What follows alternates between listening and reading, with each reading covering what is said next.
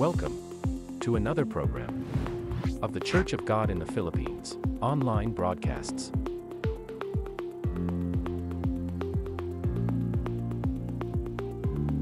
Live on our official Facebook page.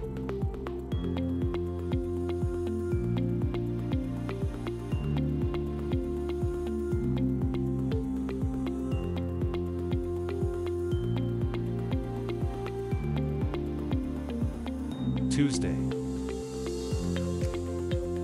Magandang gabi po sa ating lahat. Malugod po namin kayo tinatanggap sa ating programa ngayong Martes ng gabi, ang Tagalog Preaching. Wednesday. Maayong gabi kanatong tanan, kami malipayon ug mainiton nga nagadawat kaninyo ning atong programa nining kagabion, ang pagmantala sa pulong sa Dios sa pinulungan nga Cebuano. Ug ang Dios magapanalangin kanatong tanan. Thursday. Naimbag nga rabii kan naragsak nga isasanbay kada kayo amin ita nga Webes ti rabii ditoy Ilocano nga aramid ni Apo. Wednesday English. Good evening, everyone. Welcome to our English broadcast every other Wednesday live here on our Facebook page. We invite you to watch our scheduled programs every 8 p.m.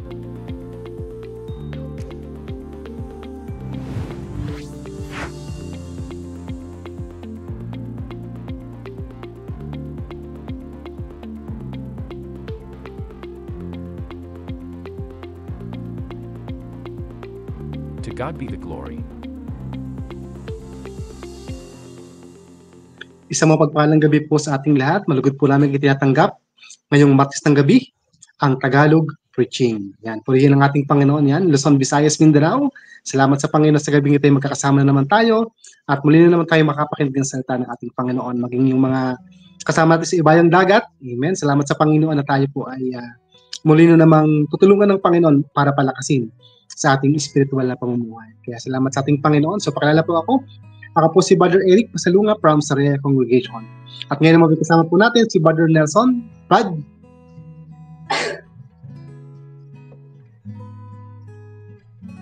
Amen. Magandang gabi po mga kapatid. Naman po ang iyong kapatid mula sa Signal Congregation, Brother Nelson Palencia. Naway patuloy po tayo pagpalain ng Diyos sa programang ito, online broadcast Tagalog Preaching. At ngayon po ay papasimula po tayo sa isang panalangin. Aking pong pangunahan. Daming Diyos na makapangyarihan sa lahat. Nawa tulungan niyo po kami sa gabing ito. Sa programang ito, Panginoon, nawa tulungan mo ang iyong internet connection. Naway maging maayos po. Mula sa mga awipin at pakikinig namin ng iyong mga salita. Naway patuloy niyo po pagpalain. Abutin mo, Panginoon, ang mga kaluluwa na hindi pa nakakilala sa inyo, higit sa lahat sa mga anak mo, at panggap sa inyo, no, ipatuloy mo palakasin, pagpalain sa aming mga buhay spiritual.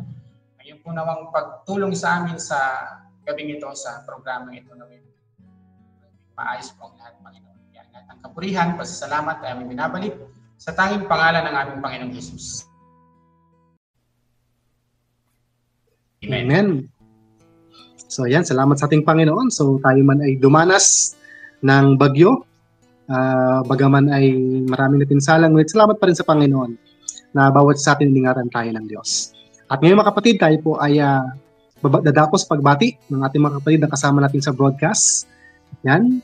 So pakitaas po sa screen. Okay, yan. Marami na po tayo magkakasama ngayon. So una po ay binabati po natin si Brother Peter Magunday. Yan, from Bonifacio Congregation. Sa mga kapatid po sa Bonifacio, so magandang gabi po mga kapatid. Ganoon din po Sister Annie Beroya, yan, watching from Batangas. Ganoon din po, kasama din po natin sa Brother Jet Batalya, yan, amen. Nasa Benguet na po siya ngayon, amen. So ganoon din po, kasama din po natin si Brother Dencio de los Reyes. Sabi niya magandang gabi, mga kapatid, mga kaibigan. Ganoon din po si Brother Chris Adrian Esteria, yan, watching from Samar. Yan, sa mga taga-Samar po, magandang gabi po mga minamahal na kapatid. Brother Nelson?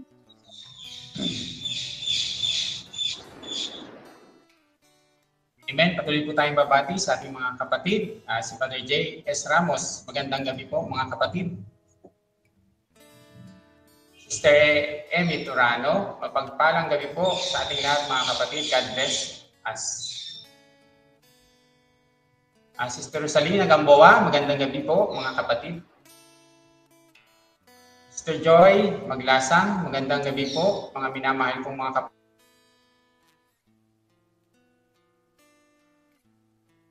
Nanampalataya, muli na naman tayong makaririnig ng salita ng ipagpalain tayo ng lahat. Amen. Michael Bulanon,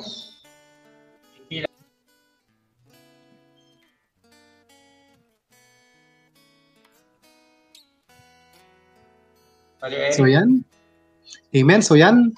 Mga kapatid, kayo po ay ini-invite po natin na inyo pong i-like at i-subscribe ang ating FB at saka YouTube channel. So marami po, upang sa ganun po ay mas marami pong makapakinig ng salita nating Panginoon, higit po natin mga kaibigan, ng ating mga mahal sa buhay na hindi pa makakilala sa Panginoon. Naway ang platform na to ang maging daan para makilala nila ang ating Panginoon. Kaya nawa po ay marami pong sa pamamagitan po ng ating pag-share ng program natin ay higit na marami pagpala sa gabing ito.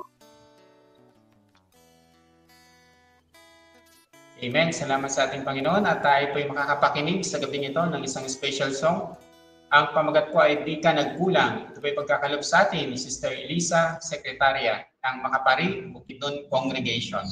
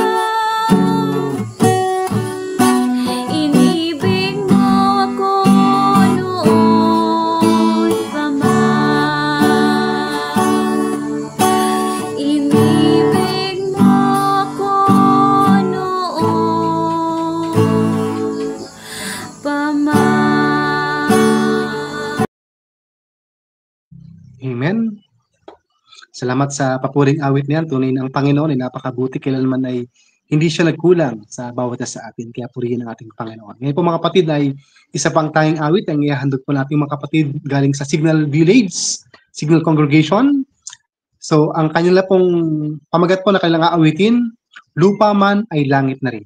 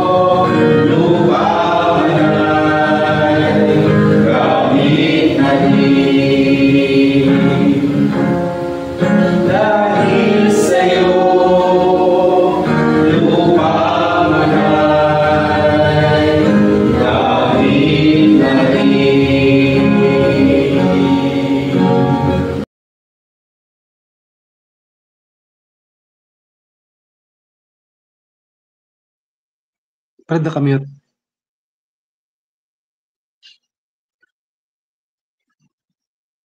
Brad, nakamute. Amen.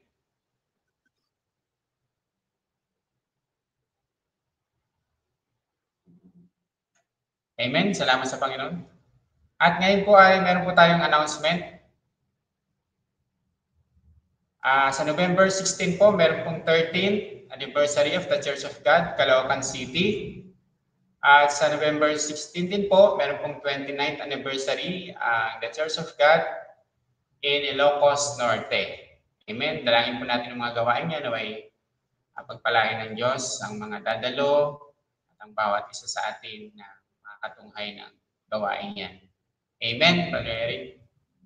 Amen. Maging sa November 22 hanggang 23, meron pong one night revival and 6 Thanksgiving of the Church of God in Dagat, Kidabaw, Valencia City, Bukidnon. Ganon din po, December 7, second anniversary of the Church of God in Lagilayan, Isulan, Sultan Kudarat. Yun. At ganoon din po ay every Monday po, tuwing araw po ng Lunes, meron po tayong online prayer meeting, alas 8 po. Ang bawat isa po ay ini-invite na makiisa sa gawain yan na napakahalaga dahil din po ay sama-samang pananalangin sa ating Panginoon.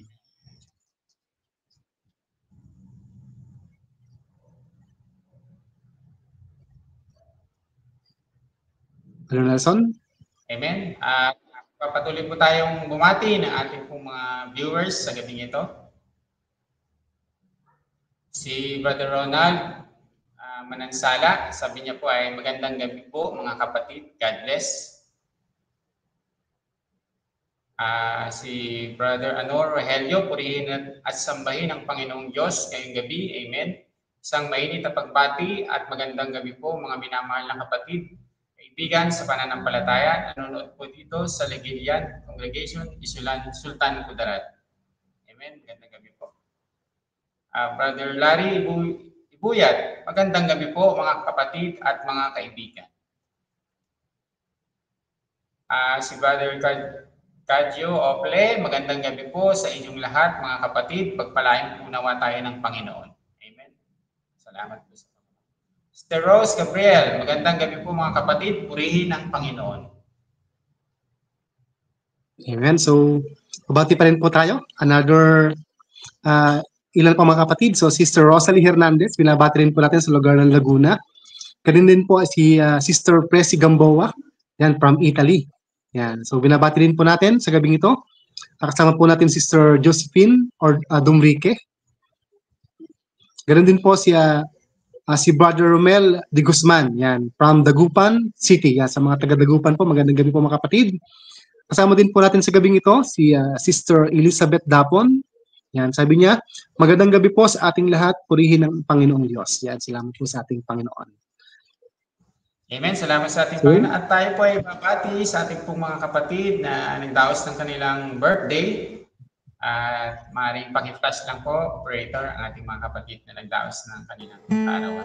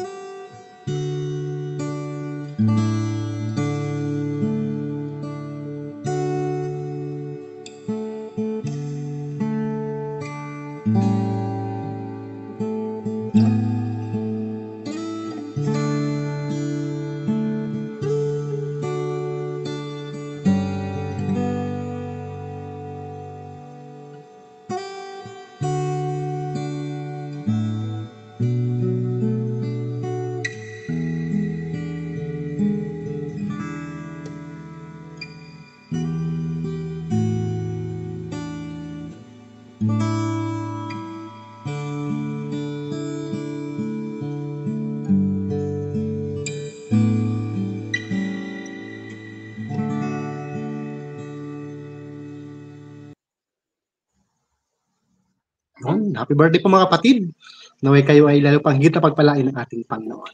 So yung ngayon pong gabing ito ay another, isa na naman papuring awit po ang ating mapapakinggan. Ihahandog po ng ating kapatid from Iban, Batangas, Brother Vic. Ang pamagat po ay Jesus. Ito ang aking awit.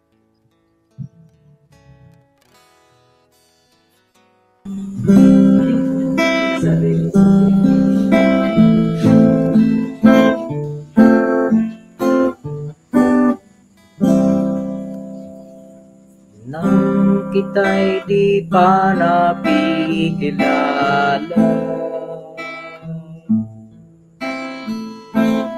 na Panginoon ng buhay ko, nadarama lagi ay kalungkutan. Kabiguan, hirap at dusa. Nang ako'y lumapit sa iyo, isinuko ang lahat sa buhay ko. Ika'y tinanggap kong Panginoon,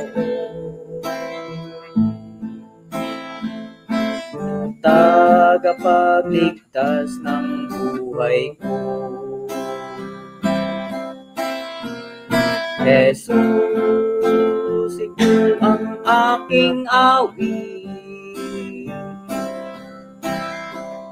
Ito ngayon'y aking hinahandog. Sa pag-ibig mong laging nadarama, dakila ka, O Diyos, purihin ka.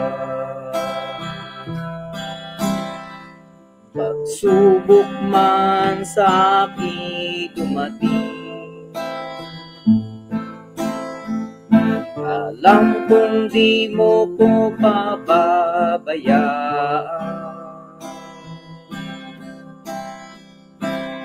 Ikaw lamang lagi ang pupurihin. Sasambahin magpakailan pa man. Jesus, ikaw ang aking awit. Ito ngayon'y aking hinahandog. Sa pag-ibig mong laging nadarama, dakila ka, O Diyos, purihin ka. Jesus, ikaw ang aking awit. Ito ngayon'y aking hinahandog. Sa pag-ibig mong laging nadarama, dakila ka, O Diyos, purihin ka. Dakila ka, O Diyos, purihin ka. Dakila ka, O Diyos, purihin ka.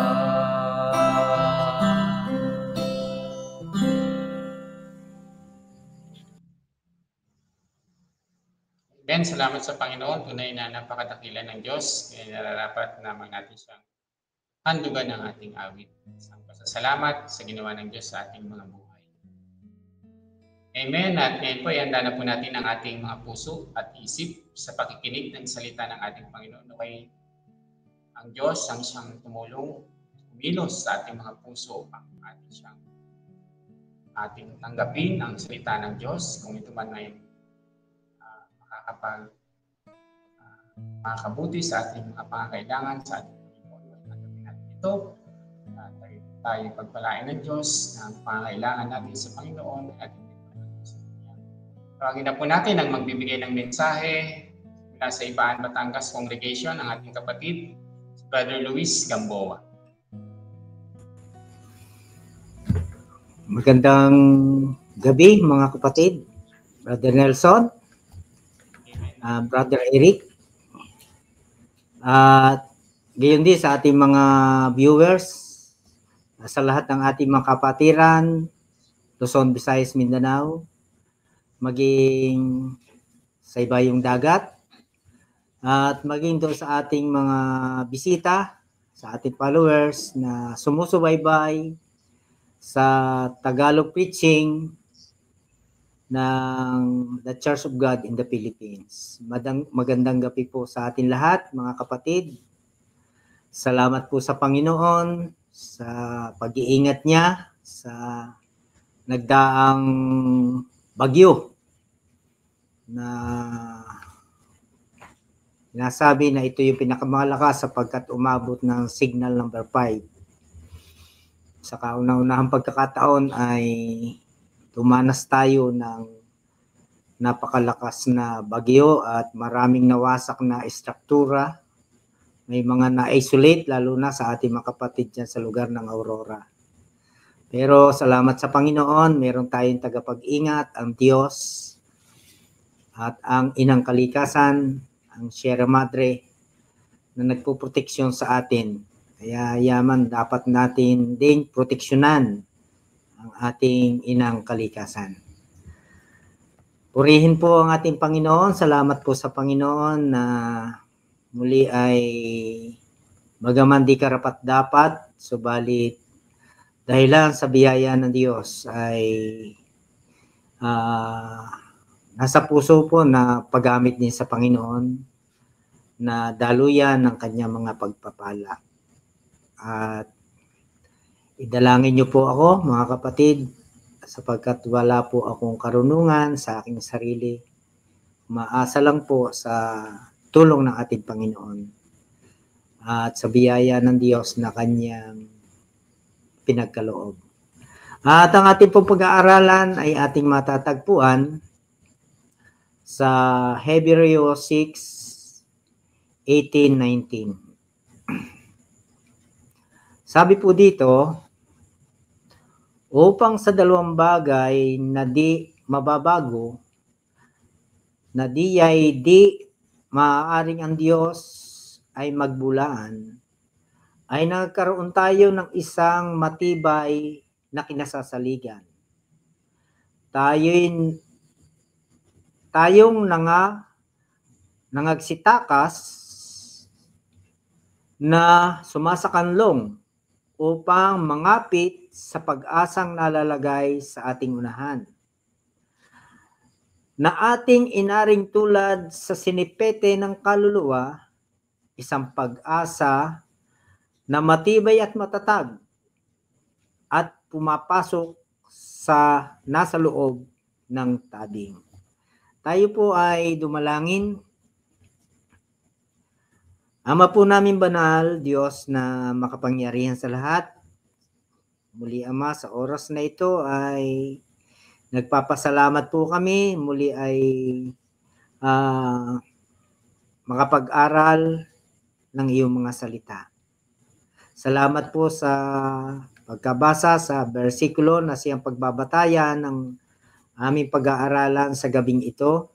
Pagpalain niyo po ito, Ama, na ang inyong gagamiting tagapagsalita ay pagkalooban niyo po ng makalangit, nakaunawaan, kapahayagan ng iyong mga salita upang ang kanyang sasabihin ay pawang-ayon lamang sa iyong kalooban.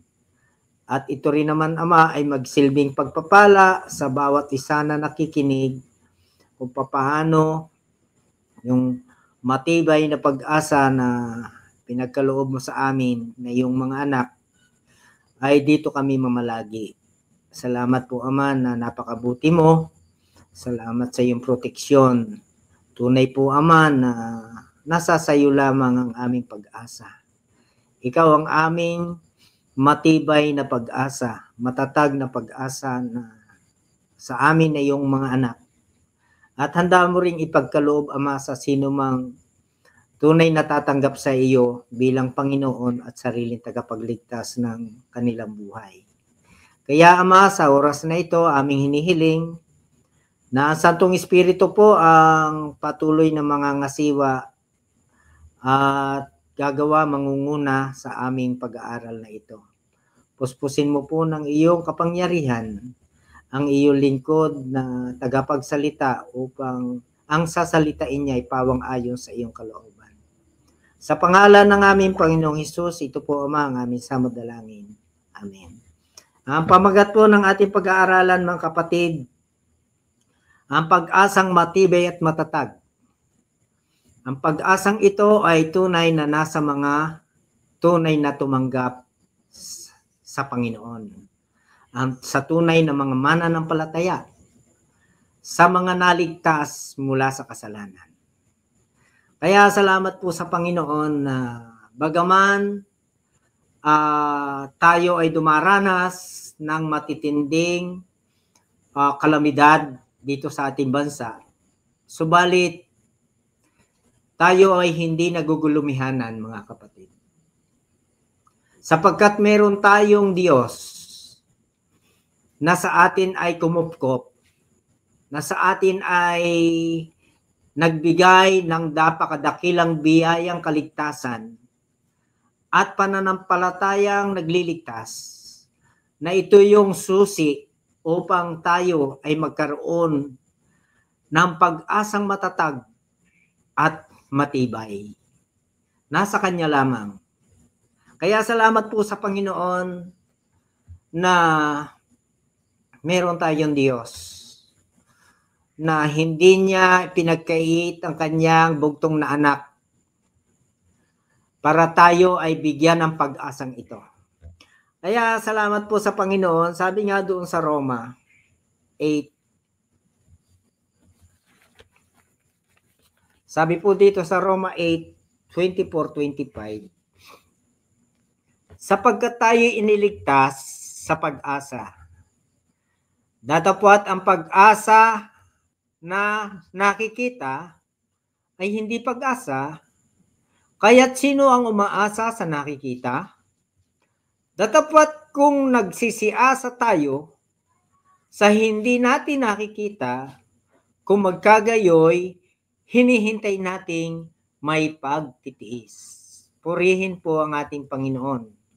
Sabi nga po ni Apostol Pablo sa mga taga-Roma, tayo'y iniligtas sa pag-asa. Kaya yung pag-asa na yan, nang tayo'y maligtas mula sa kasalanan, ay naging matibay, naging matatag, sapagkat naranasan natin ito. Naranasan natin yung kaligtasan, na meron tayong pag-asa, saan? Doon sa Kanyang pangako. Doon sa buhay na walang hanggan. Na bagaman tayo ay naging makasalanan, tayo ay lumakad sa sarili-sarili nating daan, pero dahilan sa ating Panginoon, dahilan sa Diyos na napakadakila ang Kanyang pag-ibig sa atin, sinugo niya ang Kanyang bugtong na anak upang tayo na makasalanan ay Kanyang iligtas, alisin, palayain, tubusin sa lahat ng uri ng kasalanan. Kaya purihin po ang ating Panginoon na tunay na ang pag-asang matibay at matatag na ito ay masusupungan lamang ng isang tao kung siya ay tunay na naligtas mula sa kasalanan at namumuhay na banal sa panahong kasalukuyan at dito siya nananatili.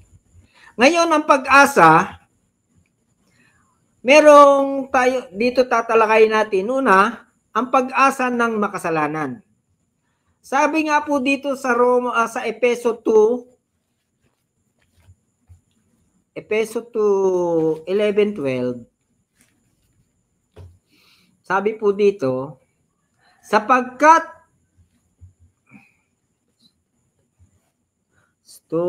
Efeso 2:11-12, sapagkat ang nagpapaging banal at pinapaging banal ay pawang sa isa, na dahil dito'y hindi siya nahihiyang tawagin silang mga kapatid, na sinasabi, ibabalita ko ang iyong pangalan sa aking mga kapatid sa gitna ng kapisanan at aawitin ko ang kapurihan mo. Efeso pala. Hebreo pala yung binasa ko. Sabi dito, Efeso 2:11-12. Sabi dito, kaya nga alalahanin ninyo na kayo noong una, mga hintel sa laman, tinatawag na di pagtutuli, niyaong tinatawag na pagtutuli sa laman, na ginawa ng mga kamay. Na kayo, ng panahong yaon, ay mga hiwalay kay Kristo, na mga di kabilang sa bansang Israel at mga taga-ibang lupa tungkol sa mga tipan ng pangako na walang pag-asa at walang Diyos sa sanlibutan. Yan. Yan po yung kalalagayan natin nung tayo nasa kasalanan pa. Sabi diyan, tayo ay walang pag-asa, no? Sabi diyan, at walang Diyos sa sanlibutan ito. Subalit, purihin ang Panginoon dahilan sa mayroong mga ginamit sa atin, mga tapat na lingkod ng ating Panginoon na nagpahayag ng turo ng ating Panginoon, ng kanyang ebanghelyo. Nagising tayo sa ating kalalagayan, nang tayo nakinig sa kanila, sa kanilang pangangaral, nakilala natin ang ating sarili na tayo pala. Bagaman tayo relihiyoso, bagaman tayo ay kabilang sa mga relihiyon, subalit, wala ring pag-asa at walang Diyos sa sanlibutan sapagkat tayo ay nasa kasalanan pa. Kaya sabi din ay nasa pagtutuli. Ibig sabihin, hindi tuli ang puso. Ibig sabihin, hindi malinis ang puso. No? Kaya, sabi nga, kaya nga alalahanin ninyo na kayo nung una, mga hintel sa laman. Mga hintel, mga makasalanan. No? Tinatawag na di pagtutuli niyong tinatawag na pagtutuli sa laman na ginawa ng mga kamay. Na kayo ng panahong yaoy, mga hiwalay kay Kristo. Hiwalay kay Kristo. Walang ugnayan sa Panginoon. Hiwalay sa Diyos. Dahilan sa pader na nasa gitna ng paghihiwalay. Sabi nga dito, datapat ngayon, kayo'y kay Kristo, Jesus, kayo noong panahon ay nalalayo, ay inalapit ng dugo ni Kristo.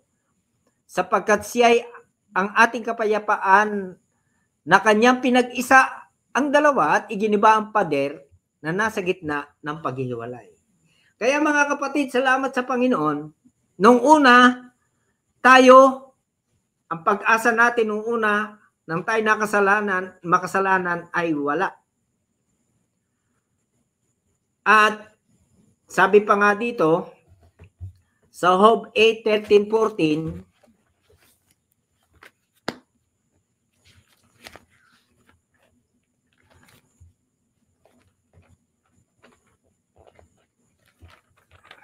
Job 8:13-14, sabi po dito, gayon ang landas ng lahat ng nagsilimot sa Diyos at ang pag-asa ng di banal ay mawawala. O yan. Ang pag-asa ng di banal, ng makasalanan ay nawawala. O, katulad ng maraming umaasa sa Diyos, maraming mga tao na kumikilala sa Diyos. Sabi nga doon sa Mateo 7:21 hanggang 23, hindi ang bawat nagsasabi sa akin, Panginoon, Panginoon, ay papasok sa kaharian ng langit, kundi ang gumaganap ng kalooban ng aking Ama na nasa langit.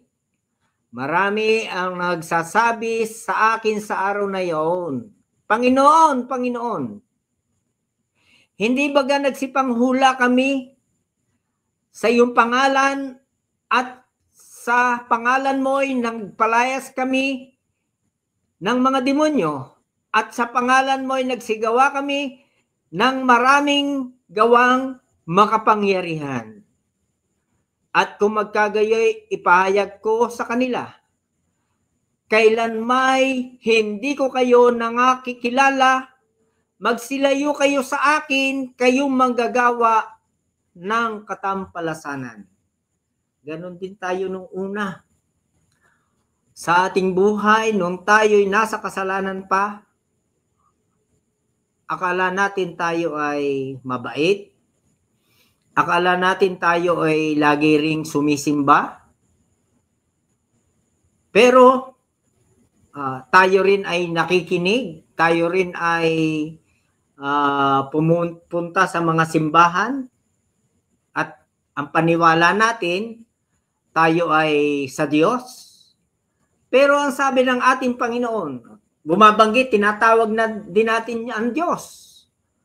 Pero sabi ng ating Panginoon, sabi niya diyan, hindi lahat na nagsasabi, Panginoon, Panginoon, papasok sa karya ng langit. Wala siyang pag-asa. Sapagkat sabi doon sa ating binasa, manggagawa pa rin ng kalikuan. Kahit mag-aral, kahit ikaw ay magpuri, kahit ikaw ay umawit, no? Ano man yung iyong ginagawa sa relihiyon. Pero kung hindi naligtas mula sa kasalanan, manggagawa pa rin ng kalikuan, ang pag-asa mo ay wala. Mga kapatid. Kaya ang sabi ni Apostol Pablo sa Roma 10, ang aking panalangin sa Diyos, sabi diyan, Roma 10. Mga kapatid, ang nais ng aking puso at aking panalangin sa Diyos patungkol sa kanila upang sila'y mga ligtas, mga kapatid. Di ba? Sila'y pinatutuhanan ko na may pagmamalasakit sa Diyos, datapot hindi ayon sa pagkakilala. Sapagkat sa hindi nila pagkaalam ng katwiran ng Diyos at pagsusumagit na may tayo ang sariling kanila, hindi sila napasakop sa katwiran ng Diyos. Kaya yung pag-asa ng mga ito ay wala. Kaya dinadalangin, kahilingan ng ating kapatid na si Apostol Pablo, ipinapanalangin na sila'y mga ligtas upang yung matiba ay pag-asa na matibay at matatag ay mapasa kanila. Kaya salamat sa Panginoon na ipinakita sa atin yung tunay na katwiran ng Diyos, yung tunay na aral. Kaya sa ating kapanahonan sa ngayon, o sa ating mga bisita, kung meron man po hindi pa tunay na tumanggap sa Panginoon, pakaisip-isipin natin po yung mga aral, yung salita ng Diyos. Yung ipinapangaral ng mga ministro, ng mga tunay na mga ngaral ng ating Panginoon. Yung ebanghelyo na siyang kapangyarihan ng Diyos sa ikaliligtas ng bawat sumasampalataya. At kung tayo po ay tunay na naghahanap ng kalooban ng Diyos, makikilala natin ang turo kung ito ay turo ng Diyos. Sabi po sa 7:17 ng Juan. Sabi po dito,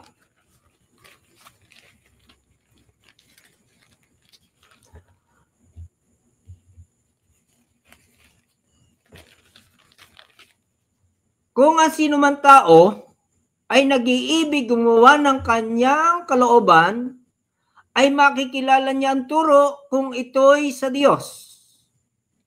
O kung ako'y nagsasalita na mula sa aking sarili, o aking sarili mula sa tao.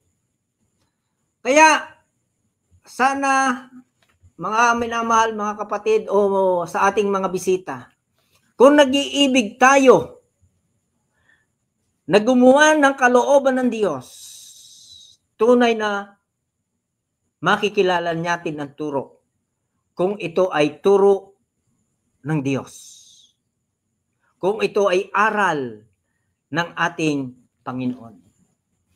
At ang aral po ng ating Panginoon, ang tao ay tunay na mapalaya, maalis sa buhay makasalanan, at huwag na muling magkasala. Yan po ang turo ng ating Panginoon sa kanyang biyaya. Na sabi niya, ang ating Panginoong Hesukristo ay naparito para iligtas ang kanyang bayan sa kanilang mga kasalanan. At makilala natin siya bilang ating Panginoon at sariling tagapagligtas ng ating buhay. Kaya sabi doon sa Mateo 1:21 at Lucas 2:11, siya yung Kristo, ang tagapagligtas, ang Panginoon, na kung ating tatanggapin lamang siya, tatanggapin natin ang kanyang aral, ang kanyang turo, at paniniwalaan natin ang kanyang mga pangako. Yung pangako na ang tao ay kanyang aalisin, ililigtas sa makasalanang buhay, patatawarin at lilinisin sa lahat ng kalikuan. Yan po yung turo ng ating Panginoon. At kapag yan ay nangyari sa ating buhay, ang pag-asang matibay at matatag ay mapapasa atin at mauukol sa Diyos yung ating pag-asa na yun. Kaya salamat po sa Panginoon. Ano po sabi dito? Sabi po dito sa yung pag-asa naman ng mga ligtas, sabi dito, kalawa, Peter 1:3. Sabi po din purihin nawa ang Diyos at Ama ng ating Panginoong Hesukristo na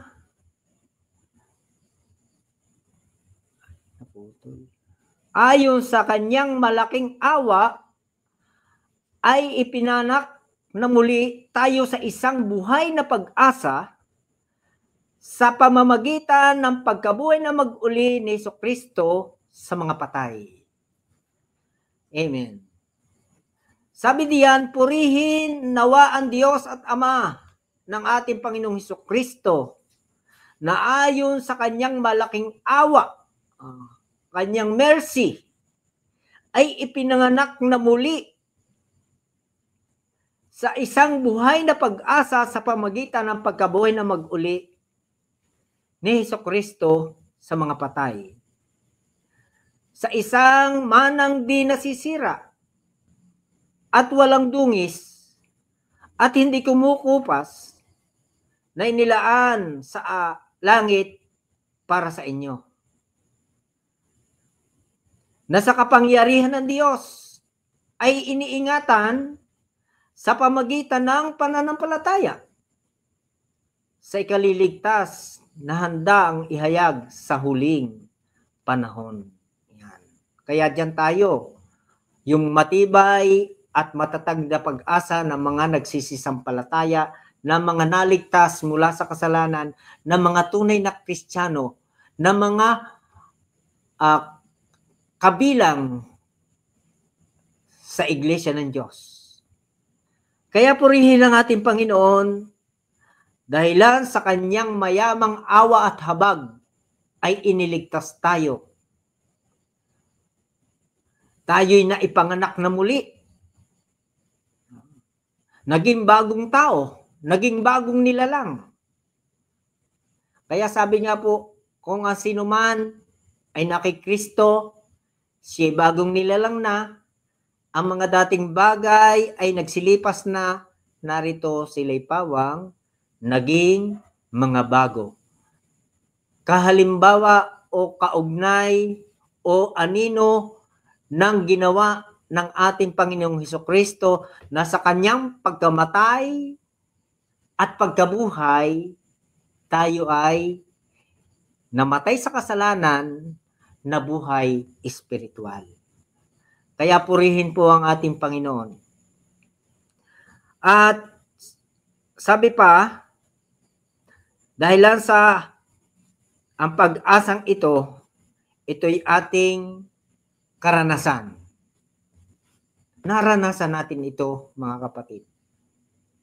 Dahil kilala natin ang ating sinasampalatayanan. Kilala natin ang Diyos na sa atin ay umibig. At ang Panginoong Hesukristo na binigay ang buhay para lang tayo ay kanyang iligtas sa buhay makasalanan.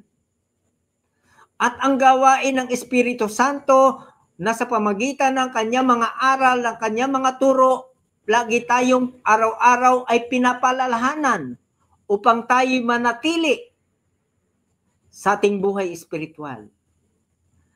Manatili ang kaligtasan mula sa kasalanan sa ating buhay.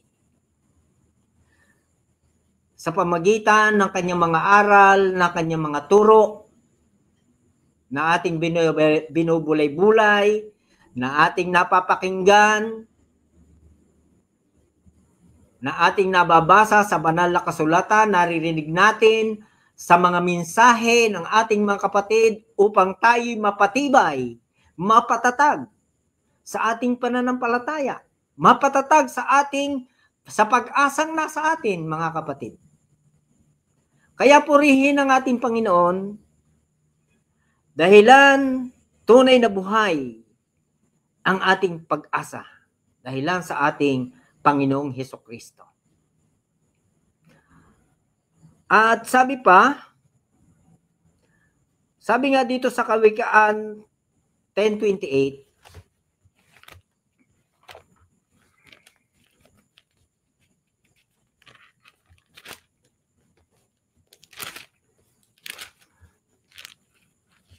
sabi po dito, ang pag-asa ng matuwid ay magiging kasayahan. Amen? Ngunit ang pag-asa masama ay mawawala. Yan, no? Ang pag-asa ng matuwid ay magiging kasayahan, magiging kagalakan. Bakit? Dahilan doon sa kaligtasan mula sa kasalanan, nagbigay sa atin ng pag-asa, nararamdaman natin sa pang-araw-araw nating pamumuhay ang kanyang paggawa. Doon sa maliliit na bagay na ginagawa ng Diyos sa atin, sa kanyang proteksyon, sa kanyang pagpapagaling sa ating karamdaman, sa pag-iingat niya sa atin sa mga kabagabagan, sa mga dumarating na mga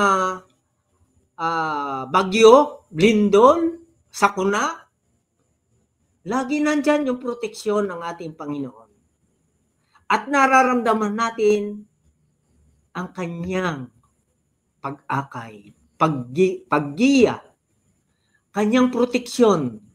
Sa mga gayong bagay, mga kapatid, do sa maliliit na bagay na yung akala natin maliit pero malaki na. At napapasalamatan natin ng Diyos.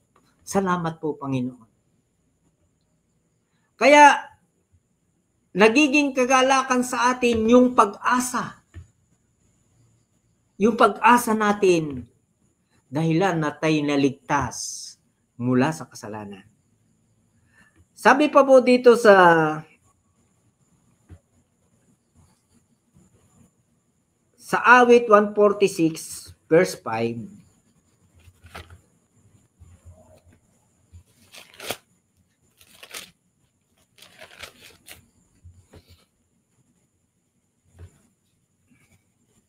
maghinhawa ang may pinakasaklolo sa Diyos ni Jacob, na ang pag-asa ay nasa Panginoon niyang Diyos. Yeah. Kaya matibay at matatag yung ating pag-asa dahil nasa Diyos yung ating pag-asa na yon. Bakit? Sapagkat siya ay pinakasaklolo natin. Di ba? Siya ay ating batong kanlungan. Kanlungan ka. Di ba? Nararamdaman natin yung kanlungan ka. Oh. Para sa lahat yun. Diba? Doon sa inawit kanina. Yes, purihin ang ating Panginoon. Doon pa lang sa awitin, pinapagpala na tayo. Napapagpala na yung ating kaluluwa. Alam nyo doon sa ating mga awitin, mga kapatid, mga makalangit na awitin na yan, doon pa lang hamon na. Doon pa lang maiaasa natin doon yung ating pag-asa. Umaawit yung ating puso, yung ating kaluluwa. O, di ba? Nararamdaman natin ang presensya ng Espiritu Santo sa kalagitnaan natin, mga kapatid. Kaya purihin ang ating Panginoon dahilan diyan sa matatag, sa pag-asang matibay at matatag. Nasa mga tunay na Kristiyano lamang iyan, mga kapatid.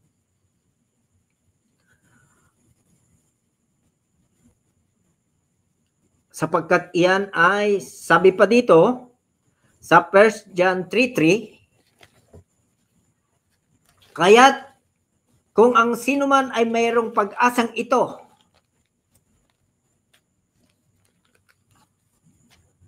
sabi din at sinumang mayroong pag-asang ito sa kanya, ay naglilinis sa kanyang sarili, gaya naman niyang malinis. So, yun po yung ninanasa natin. Kung ang sinuman mayroong pag-asang ito, pag-asang matibay at matatag, ay naglilinis, no? Sa lahat, sa kanyang sarili, gaya niyang malinis. Gaya ng ating Panginoong Hesukristo na malinis, na banal. Kaya sabi doon sa 2 Corinthians 7:1, sabi dito, yamang taglay natin ang mga pangakong ito, mga minamahal, ay magsipaglinis tayo sa lahat ng karumihan ng laman at espiritu at pasakdalin ang kabanalan sa takot sa Diyos. No? Lahat ng mga hindi magagandang bagay o minsan kahit yung mali, nagkamali tayo, sana hindi na maulit. Pag hindi na yan naulit, na itutuwid natin, na itatama natin, hindi na magiging mali. Di ba? Kaya salamat sa Panginoon. Karumihan ng laman. Alam nyo yung sa laman, alam nyo yung mga, limbawa, kapag ka mayroon pang ugat ng kasalanan, kapag pag napaalalahanan mo, kung pag hindi tinanggap, makikita mo sa refleksyon ng kanyang mukha. Minsan nakasimangot, di ba? Minsan ay nabuskar ang ilong. Hindi maganda. Kaya ayun ay malilinis. Mawawala. Ibig sabihin, mawawala. Kung ating ihahandog na lubusan ng ating sarili sa Panginoon. Sabi doon sa Roma 12:1. No? Yan mga kapatid. Sabi diyan sa Roma 12:1.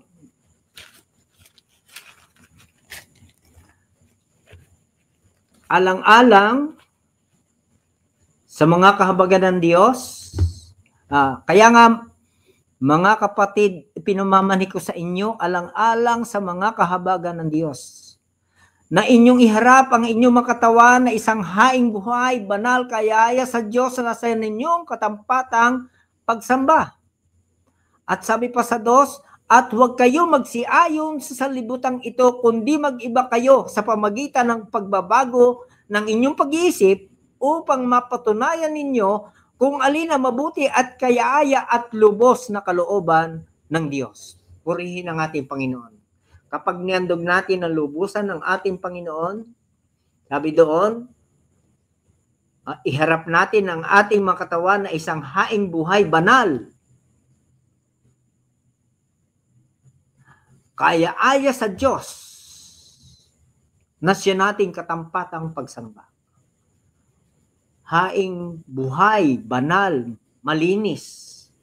Di ba mga kapatid? At sigurado,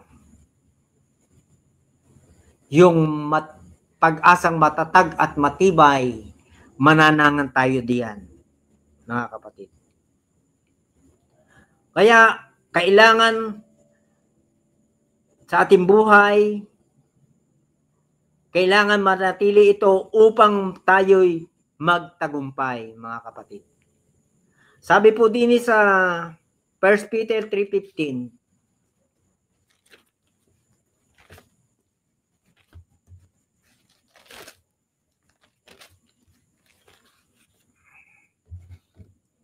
kundi inyong ariing banal, si Kristo na Panginoon sa inyong mga puso, na lagi kayong handa sa pagsagot sa bawat tao na humihingi sa inyo ng katwiran tungkol sa pag-asang nasa inyo. Ngunit sa kaamuan at takot. Yan.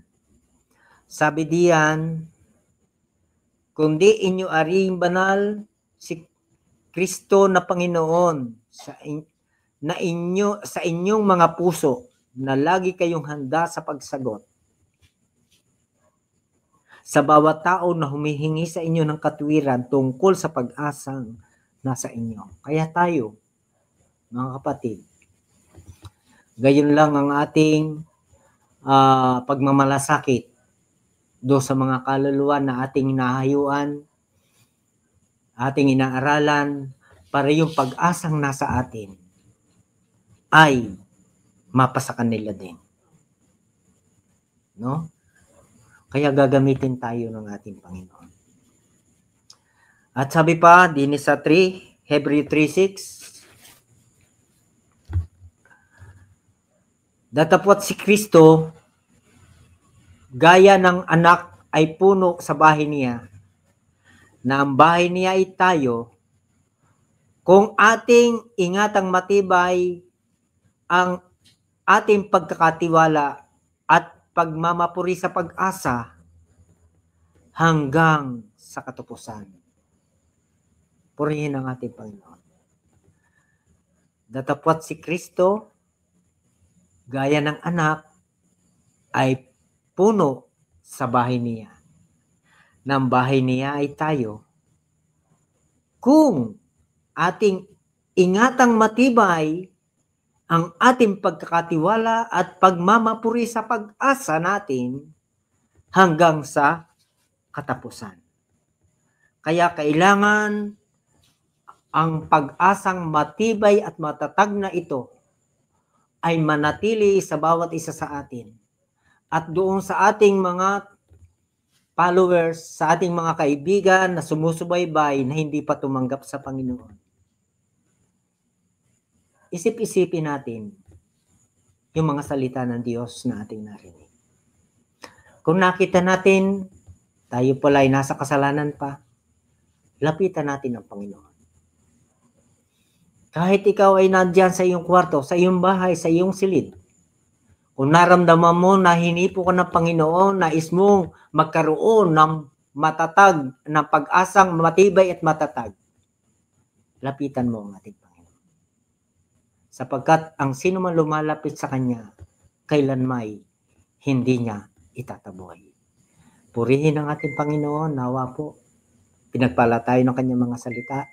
Yan po ang mensahe ng Panginoon sa gabing ito. Binabalik ko na po sa ating mga angkor.